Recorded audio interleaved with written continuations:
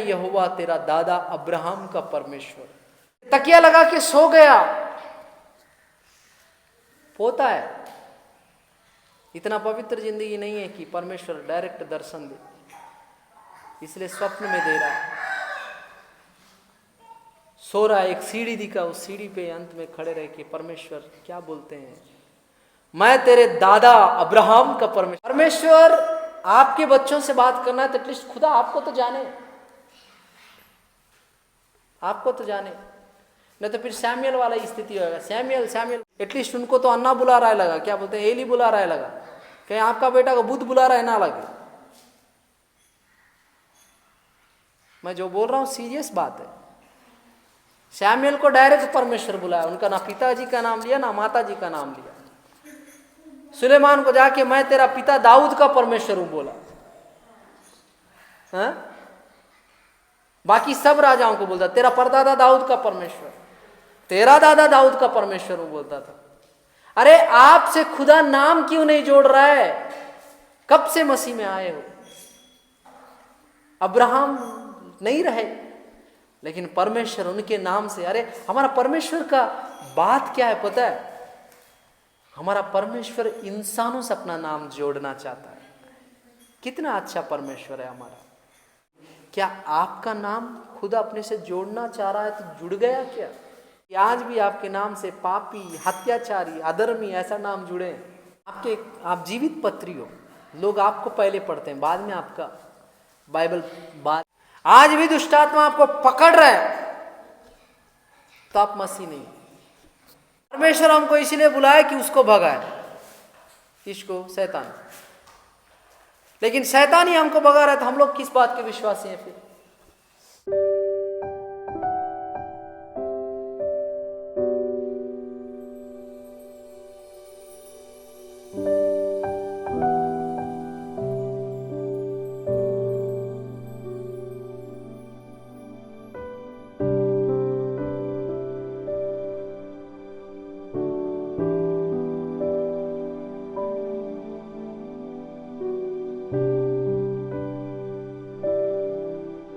वह करें।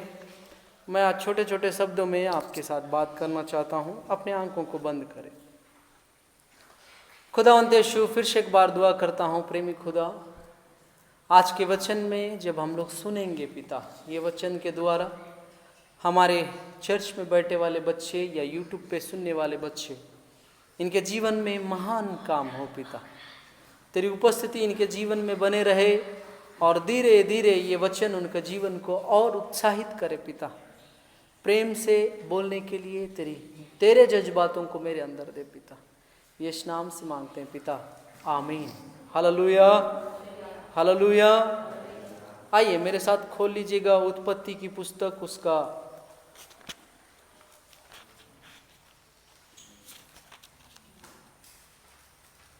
28 अध्याय,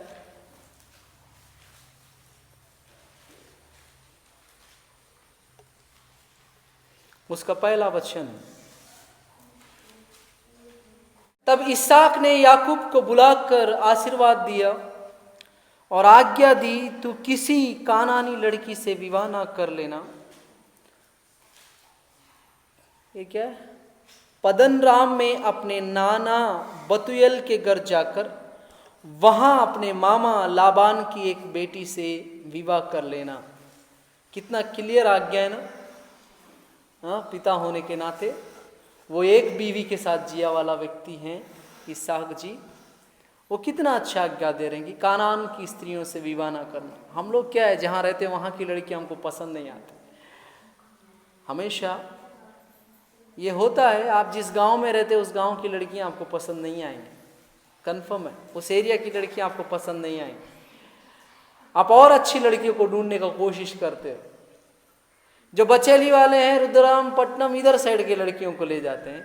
इधर वाले तेलंगाना जाके क्या बोलना चाहिए, उधर की लड़कियों को लेके आते हैं। यहीं वाले यहीं की लड़कियों को लेके आओ, बहुत मुश्किल है।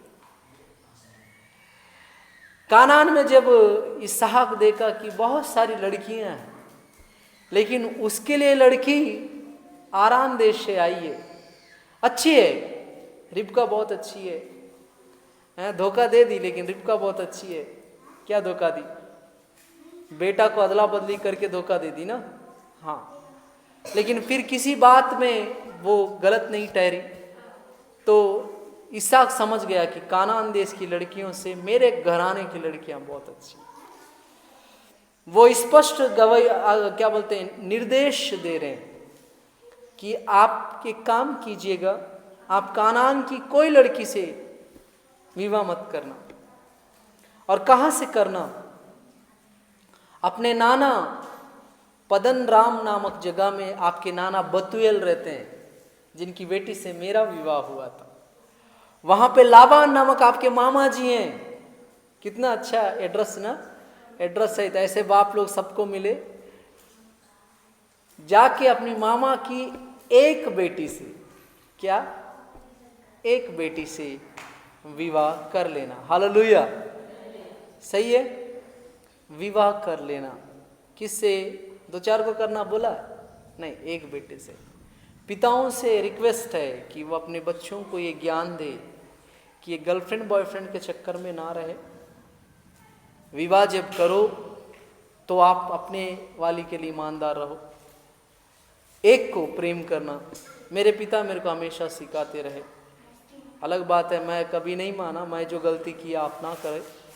वो बोलते थे कि आप शरीफ रहेंगे तो कंफर्म है खुदा आपको शरीफ लड़की देंगे। आप किसी लड़की का जिंदगी से मत खेलना। इसका मतलब कोई लड़की के शरीर को भ्रष्ट मत करना। इनडायरेक्टली मेरे पिता मेरे को सिखाते रहे। और प्रभु की दया से कहीं ना कहीं मेरे को, मैं शरीफ था या ना था वो खुदा जानता है, लेकिन मेरे को शरीफ लड़की मिली। मैं खुदा का धन्यवाद देता हूँ। तो एक पिता को अपने बच्चों को सिखाना है मेन मुद्दे, और माताएं अपनी बेटियों को सिखाना है। और मैं जहां तक सोचता हूं, पिता लोग सिखाने वाला बात कभी बेटे लोग नहीं सुनते, और माता लोग सिखाने वाला बात कभी बेटी लोग नहीं सुनते। ये दो हड्डी लोग कभी एक जगह नहीं टिक सकते, और दो मिट्टी लोग एक जगह नहीं टिक सकते।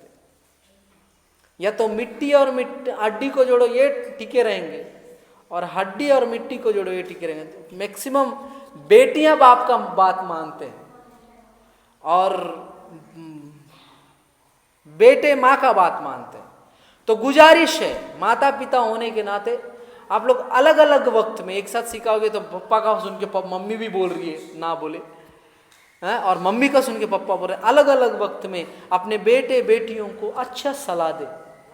क्योंकि मैं सबोपदेशक में पढ़ रहा था बीते दिनों, पता है स्टार्टिंग में लिखा सबोपदेशक का जो दुनिया का सबसे बुद्धिमान व्यक्ति है सुलेमान, सब कुछ व्यर्थ ही व्यर्थ है। बीच में एक जगह लिखे कि इस संसार में तू अपनी ही पत्नी के साथ खा पी और खुश रहे, क्योंकि तेरे लिए सिर्फ वो एक ही है जो तू अपनी कह सकता है, मेरी पत्नी है। प्रॉपर्टी को भी मेरी प्रॉपर्टी नहीं बोल सकता। कल को मैं मरूंगा, मेरे बच्चे, मेरा भाई, मेरे परिवार वाले खा सकते हैं, लेकिन क्या को लोग नहीं छीन सकते मुझसे। अगर अच्छी पत्नी मिली है या अच्छा पति मिला है तो मेरा है, घर हमारा घर है बोलते हैं। मैक्सिमम परिवार है तो हमारा घर है बोलेंगे, लेकिन घर में आई वाली बहू को ये हमारी बीवी है बोलेंगे क्या? नहीं, हमारी या बेटे की बीवी है बोल सकते हैं। हाँ, सही है कि नहीं? तो बीवी, सुलेमान बोला बीवी के साथ खुश रहे। तो एक बीवी जो है या पति जो है ये आपका है। आज के डेट पे पति भी सिंगल एक ही स्त्री का होना चाहिए। और सतर्क रहिएगा, ईमानदार रहिएगा। नीचे लिखता है, सर्वशक्तिमान ईश्वर तुझे आशीष दे, पलवंत करके बढ़ाए, तू राज्य राज्य की मंडली का मूल हो, वह तुझे तेरे वंश को भी अब्राहम की सी आशीष दे कि तू यह देश जिसमें तू परदेशी होकर रहता है उसका अधिकारी हो जाए। थोड़ा सा हिंदी मिस्टेक हो जाता, माफ कीजिएगा। बात यह है, बाप कितना अच्छा आशीर्वाद दे रहा है ना। क्या लिखते हैं? सर्वशक्तिमान ईश्वर तुझे आशीष दे, पलवंत करके बढ़ाए। पिताओं से गुजारिश है आप अपने बच्चों को आशीर्वाद देना। आप ये मत बोलना ये किसी काम का नहीं है, ये कोई काम नहीं कर सकता, बेकार घर में पड़े मुफ्त का रोटी तोड़ने वाला है। ऐसा बेटों और बेटियों से ना बोले। आपका मुंह लगता है, आपका मुंह लगता है। कितना अच्छा आशीर्वाद दे रहे हैं, तू राज्य राज्य की मंडली का मूल हो। कितना भयानक आशीर्वाद है, देख रहे हो। राज्य राज्य की मंडली का मूल हो सकता है याकूब के जीवन में ये आशीष नहीं आई, लेकिन याकूब मरने के बाद अब वो आशीष आया। आपको पता है ना, याकूब का परमेश्वर लगाया वाला नामकरण जब यीशु में यहोवा परमेश्वर किया था, इज़राइल करके किया। आज एक देश ही उस नाम के व्यक्ति के ऊपर चल रहा है, इज़राइल देश। किसको देख के इज़राइल लगाया गया? याकूब। पिता का आशीर्वाद है। अरे कंजूस लोग, बाप होने के नाते बच्चों को थोड़ा ढंग का आशीर्वाद दीजिए। माताओं से गुजारिश है, बेटी को कोसते मत रहना, ये पैदा हुई मेरा जिंदगी बर्बाद हो गया। थोड़ा आशीर्वाद ढंग का दो। आशीर्वाद देने में भी अपना कंजूसी मत दिखाओ। ऑलरेडी गरीबी में वो कीड़ा टाइप का जिंदगी जी रहे हो, भूसा कीड़ा जैसे जी रहा है, वैसा जी तो रहे हो। दुनिया आपको पसंद नहीं करती, एटलीस्ट आशीर्वाद तो दुनिया को पसंद आने वाला दो। इसको ढंग का लड़की मिलेगी क्या करके देंगे, पक्का उसको डिपाल्टरी मिलेगी। क्यों? बाप ही बोल के रखा है इसको ढंग का लड़की मिलेगी क्या। और बेटी को इसको अच्छा पति मिलेगा, ये कैसी वाली है? माँ ही बोल रही है, खुदा क्या बोलेगा? माँ बाप का आशीर्वाद है, मैं कैसे हटा सकता हूँ? तुम खुद इतना शौक से दिए हो, पक्का खुदा पियक्कड़ को देगा, हाँ, लड़की बाज को देगा, हाँ, बेकार इंसान को देगा। तब बेटी रोते रहेगी, तब बैठ के यो हम लोग क्या पाप किए कि तू क्या पाप की तेरा शादी ऐसा पुरुष के साथ हुआ, तू उसको छोड़ दूसरा ढूंढेंगे। पहले तुम लोग को अकल नहीं था, ढंग का आशीर्वाद नहीं दे सकते थे। अरे आशीष देने के लिए, अपने बच्चों को आशीर्वाद देने के लिए भी क्या सोच पे पड़ जाते, गुस्सा आने पर भी श्राप नहीं देना, लग जाता है, नहीं देना। मूर्खता ना दिखाए, मूर्ख ना बने। बच्चे लोग गुस्सा दिलाते हैं, मूर्ख ना बने। अपने बच्चों को हो सके तो, अरे श्राप देने की जगह आशीष का दो ना, श्राप जैसा। तू अच्छा हो जा बेटा करके दो ना, गुस्से में भी। खुदा तेरे को बदल के रख दे कर दे ना, अच्छा है। प्रभु तेरे को बड़ा बड़ा कार दे देगा, दे, ऐसा श्राप दो भैया, क्या तकलीफ है? बर्बाद होने का दे दो, ये जिंदगी में नहीं सुधरे। क्यों? आप ही का मुंह लग रहा है, वो बंदा वैसा हो रहा है। मुंह के वश में जीवन और मृत्यु है। आप ना बोले, लग जाता है बच्चों को। ये कुछ नहीं करता, कुछ नहीं करेगा वो। आप ही लोग खुदा को ये आदेश दे रहे हो कि मेरे बच्चे के साथ ऐसा करो, कैसे अच्छा होगा?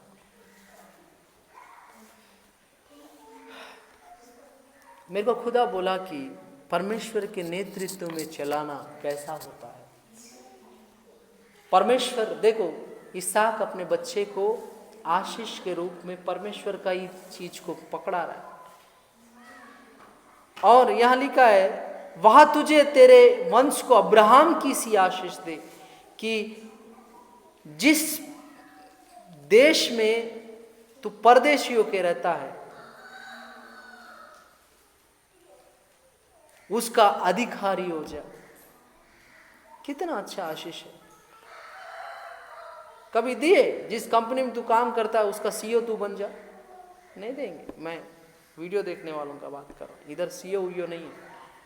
सीएमओ मिलेगा लेकिन सीईओ नहीं मिलेगा। दो आशीर्वाद दो। हजारों स्टोरीज है। विलियम कैरी बोलने वाले प्रभु के जन, जहां तक मुझको याद है, एक नंबर का ड्रग में डूबा इंसान,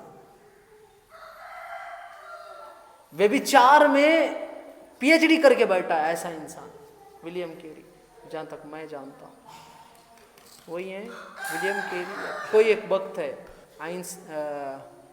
क्या तो है, नाम बोल रहा हूं, भयंकर बर्बाद वाला व्यक्ति।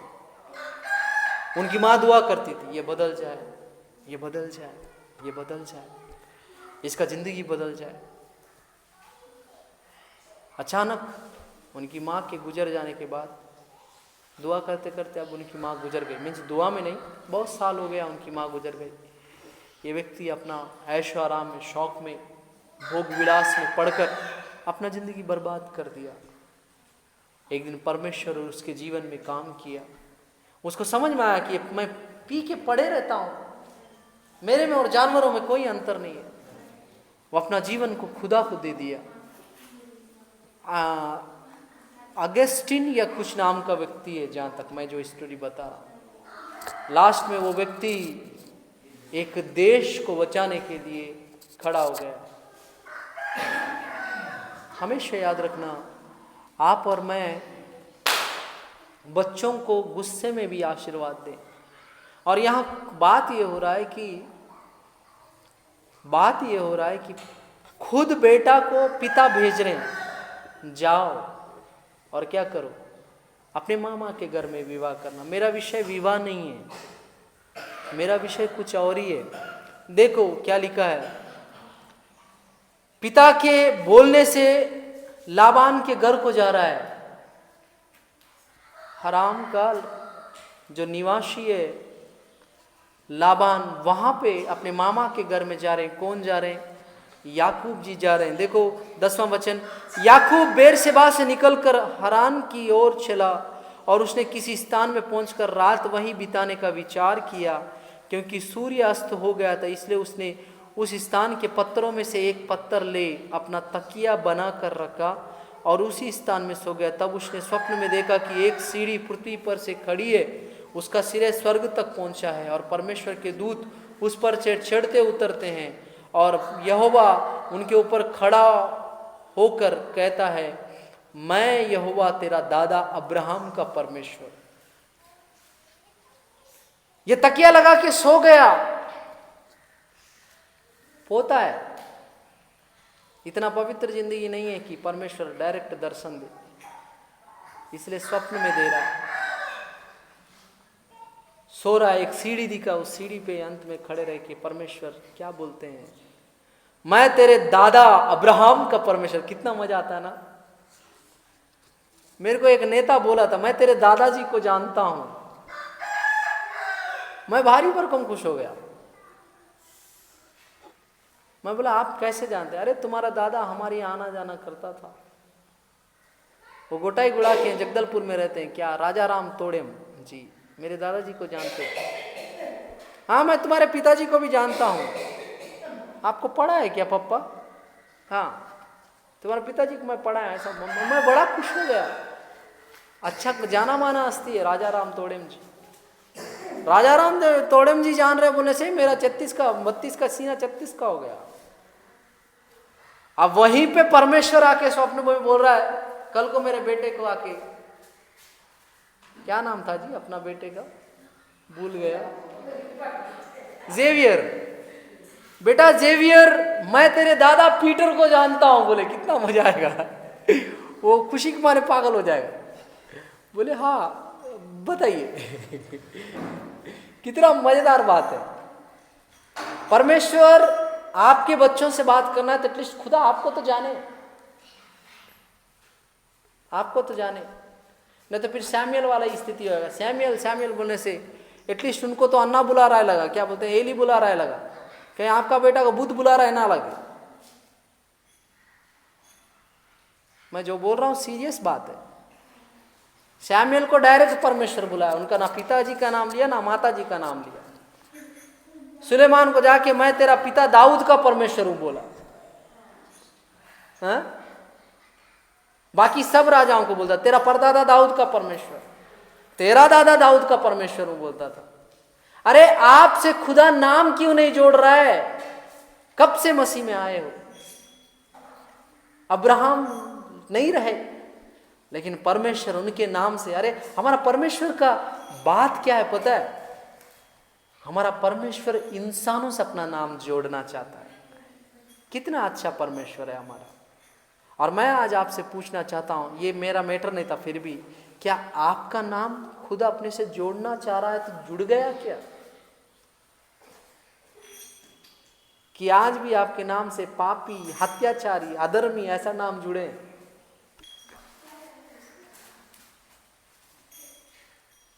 आप जीवित पत्री हो। लोग आपको पहले पढ़ते हैं, बाद में आपका बाइबल बाद में सुनेंगे। आपका आशीष को पहले देखते, बाद में आपका आशीष को मीन्स आपका क्या बोलना चाहिए, आपका बाइबल के अंदर का आशीष को देखेंगे, पहले आपको देखते हैं।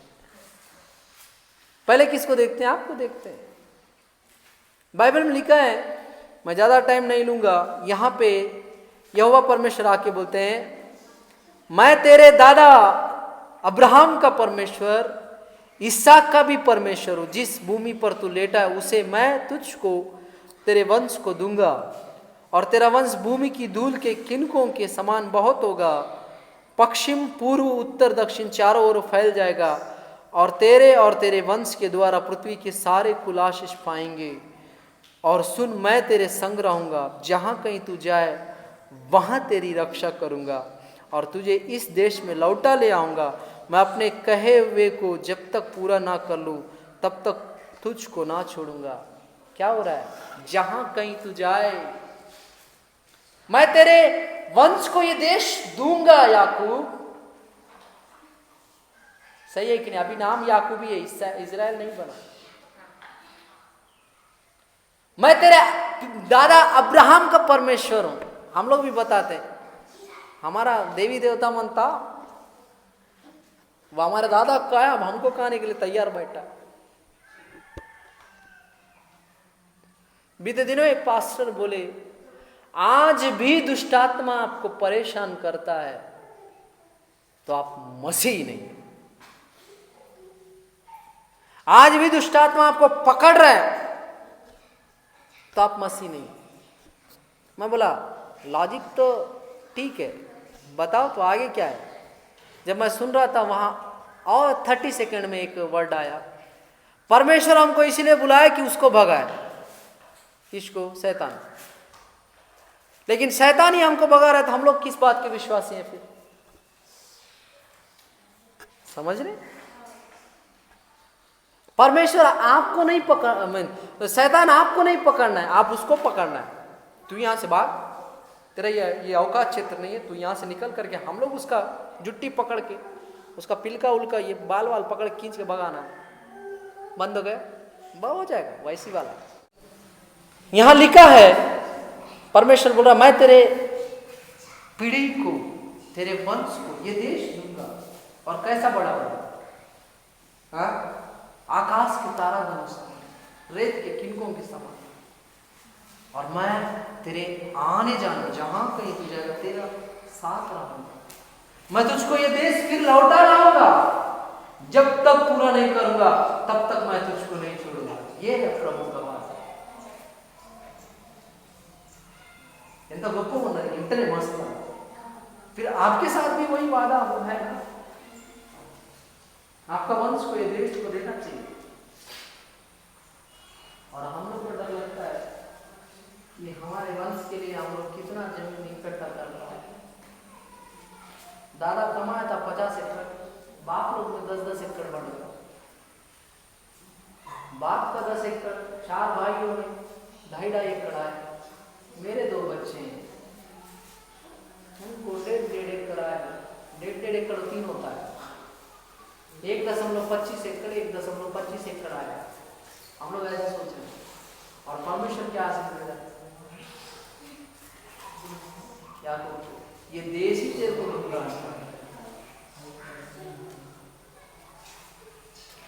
मैं बीते दिनों जूम मीटिंग में लोगों को बता रहा था, 3 वचन, परमेश्वर ने जगत से ऐसा प्रेम किया कि उसने अपना इकलौता पुत्र दे दिया, ताकि जो कोई उस पर विश्वास करे नाश ना हो पर अनंत जीवन पाए। और बिना पुत्र का कोई पिता के पास पहुंच नहीं सकता। वही वचन आप मांगे थे, ये यहोवा को, हमको आपका बेटा को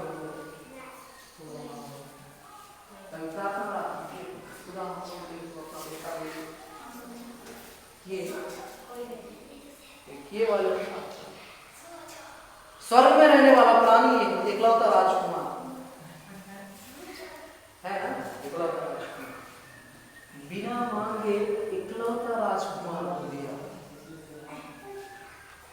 उसके बराबर पूरा संसार भी नहीं है। वो कितना बड़े होने से पूरा संसार एक साइड, वो अकेले एक साइड, पूरा जगत को बचा। जगत से ऐसा प्रेम किया कि उसने अपना इकलौता पुत्र दे दिया, ताकि जो कोई, जगत ने लिखा है, जो कोई, जगत पूरा विश्वास करे तो करके नहीं लिखा, जो कोई उस पर विश्वास करे अनंत जीवन पाए, नाश नहीं करे। आप बिना मांगे ही स्वर्ग का प्राणी को धरती पे भेज दिया, तो आप मांगने से थोड़ा सा धन दौलत नहीं देगा। हम लोग अपने हिसाब से मांगते, इसलिए आशीर्वाद कम आता है। अगर हम लोग आशीष खुदा को मांगेंगे, बोलेंगे तेरी इच्छा से दे, जो आएगा वो तहलका मचा देगा। आप अपने औकात, अपने रेंज के अनुसार खुदा से मांगते हैं, बट्टे हालत जा पाना, सही है, सही है।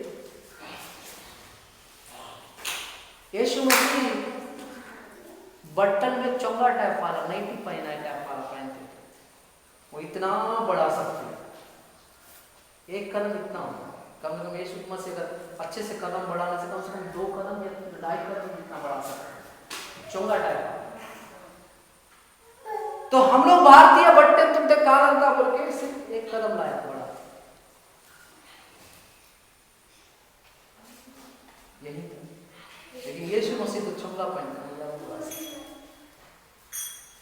आप खुदा को उसका इच्छा नहीं, उसका इच्छा चंगाई करना, उसका इच्छा। हम लोग बिना मांगे खुद का बेटा को देते हैं, जब मांग रहे तो आशीष नहीं देगा। देखो हम लोग को यहाँ 1 एकड़ जमीन नहीं मिल रहा है, यहाँ पे लिखा है मैं तेरे वंश को ये देश दूंगा, ये गांव देने का बात नहीं कर, ये गली का, ये मोहल्ला दूंगा करके बात ही नहीं चल रहा। वो का देश आने इस तरह कम से कम 60 से 80 किलोमीटर चौड़ा, 300 से 350 किलोमीटर लंबा, कितना एकड़ जमीन होगा? अभी पूरा 200 सालों में कम हो के उतना है, पहले तो बहुत बड़ा था, पहले बहुत बड़ा था, अभी कम हो के उतना है। 1 आध एकड़ का बात ही नहीं चल रहा है आज के डेट में, इतना आधुनिक दुनिया में आज के डेट में चारों ओर से 7 शत्रुओं का देश है, तो भी इजराइल को छूने के लिए डर जाते हैं। क्यों? प्रभु दूंगा, जब तक मैं अपने वादे को पूरा ना कर दूं तब तक मैं तुझे नहीं छोड़ूंगा। वो तुझे का बात याकूब को लग रहा होगा, वो कब से इजरायलियों को पकड़े, अभी तक नहीं छोड़ेंगे। जब छोड़ दिए 70 साल तक 2 बार देश ही तबाह हो गया।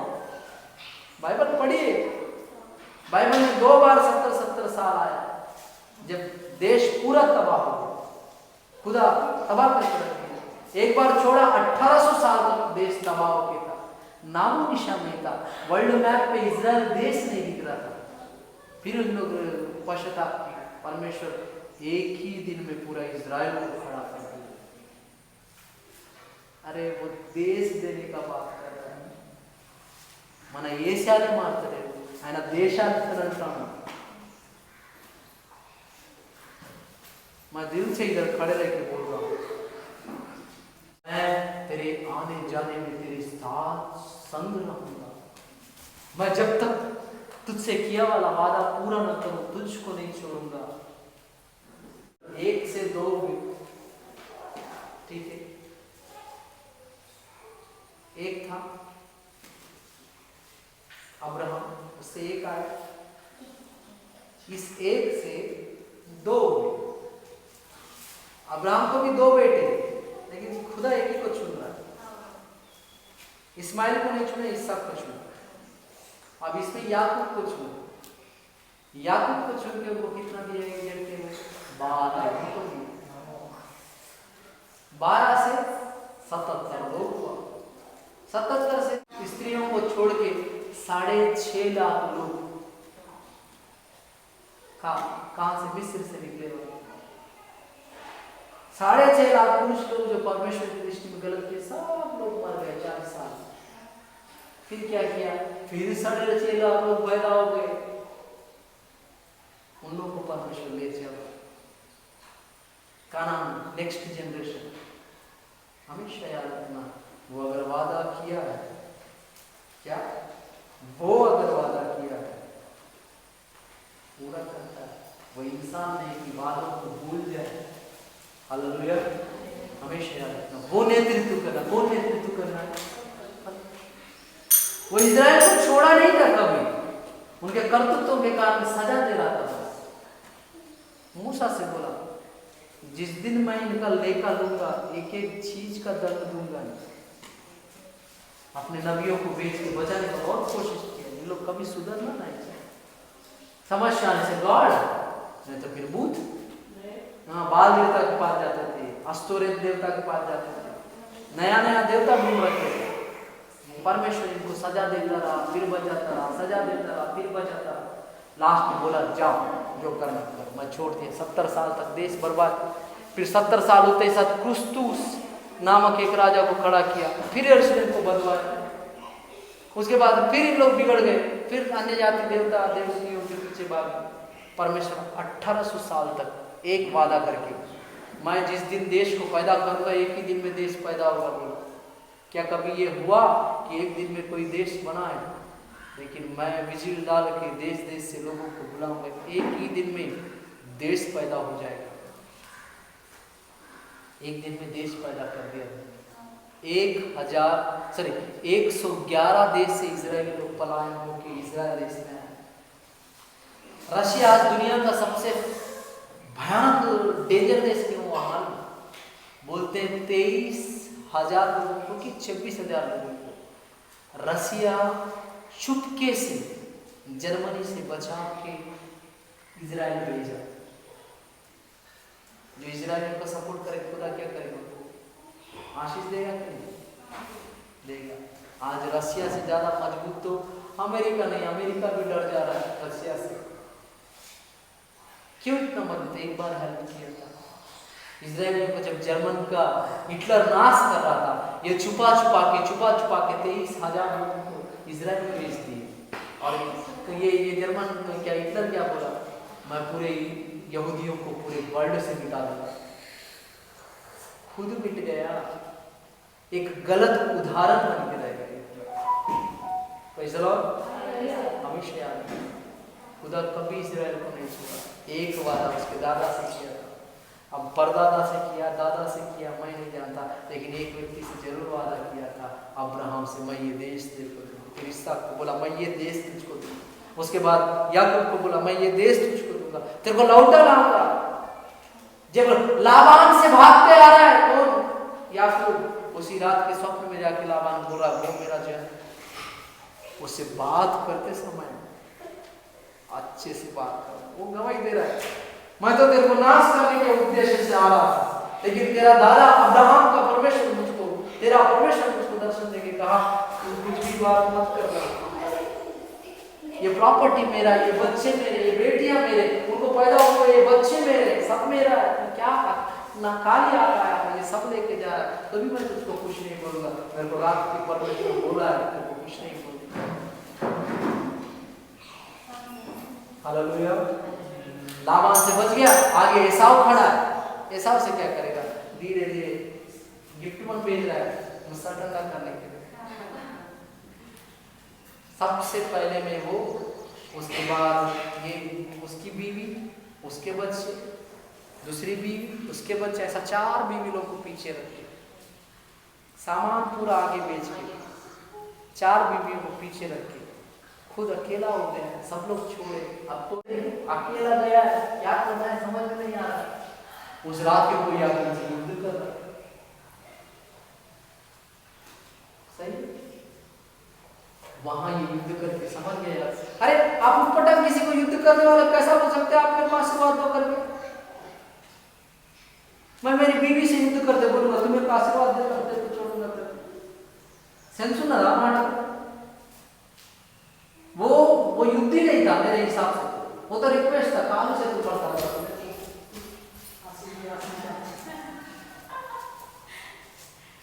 छोड़ ही नहीं रहा। परमेश्वर पैर पकड़, मैं नहीं तुम्हें आशीर्वाद दे देता। अरे याकूब, तुम्हें बच्चों नहीं बताने के पहले तेरा नाम बदल देता हूँ। क्या नाम है? इजराइल। आज एक देश का नाम इजराइल। रोल मॉडल बहुत सारे बन जाते, मेरे को इनके जैसा बनना है। और आपका नेतृत्व करने वाला कौन है? खुदा। कौन चला रहा था अब्राहम को? परमेश्वर। इसहाक को कौन चला रहा? परमेश्वर। याकूब को कौन चला रहा? परमेश्वर। और आजकल के जवान लोग बोलते हैं मेरे को मेरी फिगर चला रहा है।